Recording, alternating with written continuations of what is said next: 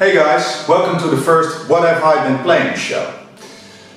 I play a lot of games, obviously, a lot for the channel and a lot for my own fun.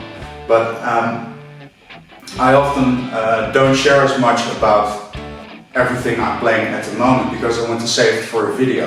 And sometimes that video is a long way away or ends up never being made.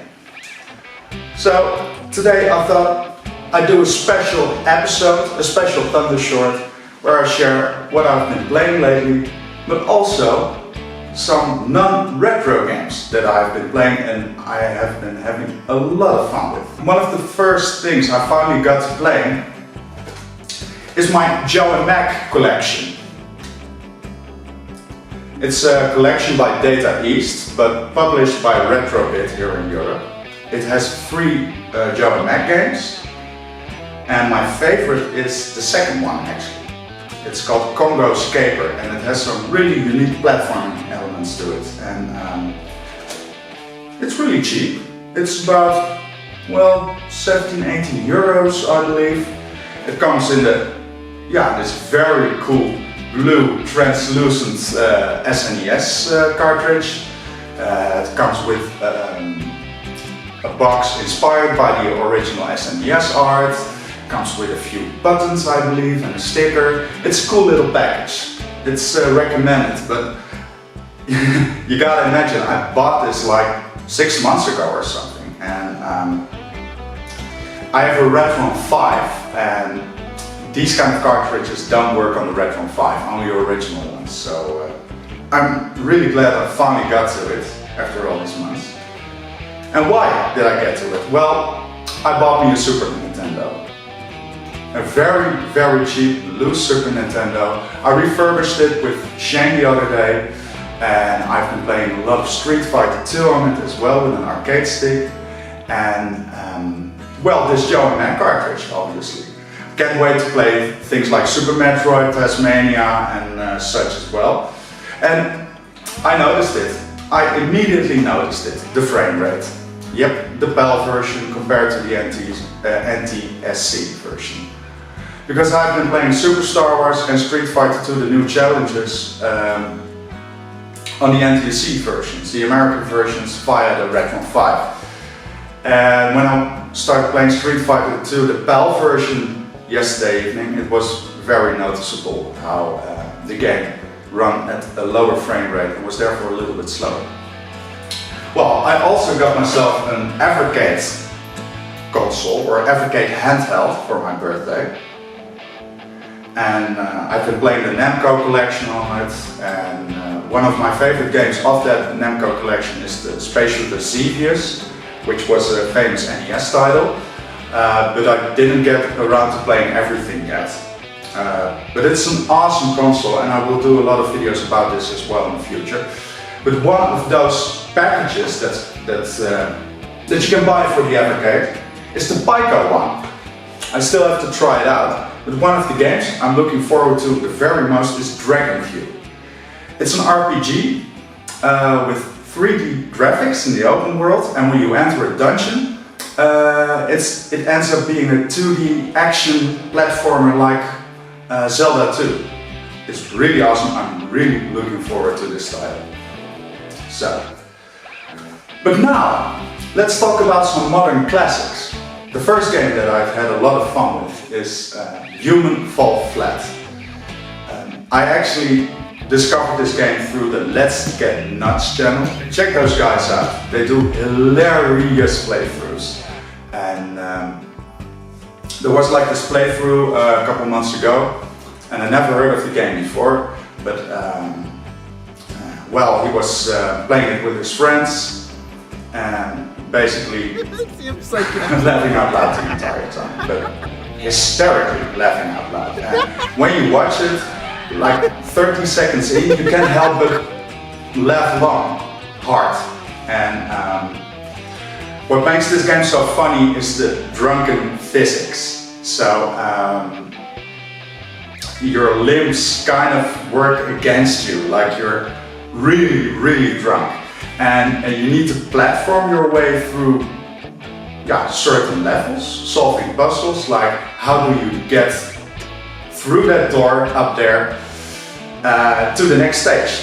So you probably have to move some stuff around and climb a few walls and stuff, but all with those very drunken physics. I played it around, well, about an hour, and I'm really liking it so far. But this is a multiplayer game, and yeah, meant to play online with your friends or via local, for example. Well, the second game that I've been playing is a recommendation by Shane, and it's called Sunset Overdrive. At first I was a bit, this is another Assassin's Creed, GTA kind of game, and granted, it's built on that kind of engine, but it has so much character and so many cool references to pop culture, and it has insane replayability. Obviously there are a lot of side quests in the city, along the main quest line, which develops the story. But there's so much customizable things about your character. So cosmetics, weapons, there are really funny lines in there. Like I said, beautiful references to pop culture. For example, if you die and you respawn, there are a few respawn animations, and those animations are always references to pop culture. So, for an instance, there's like the Frankenstein thing. There's like the, well, beam me down, Scotty, when you actually get beamed down to the planet again. My favorite one is the one where you get dropped off by a DeLorean, and when the door of the DeLorean closes, it turns into the time machine and takes off. Beautifully done. The whole game is filled with kind of stuff like this, and I can't recommend it enough. I had so much fun playing this game, especially for a modern game, because I play a lot of retro games, also for the channel, but also because I just like things on physical media, especially cartridges. These three games are all digital downloads, but I love them so much that eventually I will get the physical copies as well. The last game that I want to talk about is Sea of Thieves. Sea of Thieves is kind of an MMO, and it's the first time I played a game like this in years, and it took some convincing because, well, MMOs take up a lot of time. But the cool thing about this is you can log in for an hour or two with a friend and yeah, do everything you want to do within those 2 hours, and then maybe come back a few days later. This isn't a game that you need to play obsessively to level up. Well, Sea of Thieves is a pirate game, and a pretty realistic one. It's the graphics are a little bit low polygon, a little bit cartoonish, but things like the sea, the sky, the ships themselves and how they work, so realistic, man. The combat makes me think of something like Skyrim, and I never played Skyrim a lot, so I had to get used to it, like the timing of the sword, you know, when, especially in first person mode. But I really loved the gameplay. Shane and I went on a few adventures together, like me steering the ship, and he'd be on the lookout if there are other player ships that we need to watch out for, or maybe sunken ships that we can loot, or islands that we can plunder. It's so much fun, and it really feels like being at sea. It's done so well. The sails, the anchor, all the little details, the storage spaces, the barrels, it's so well done and so much fun. And really exciting as well. The other day we were plundering this little island, and on the other side of the island was a player, a way higher level than us, by the way, in a big ship. And we tried to make a clean getaway. And we did. We got unnoticed. We plundered the island and we sailed away before they could notice us on the other side. And it gives a really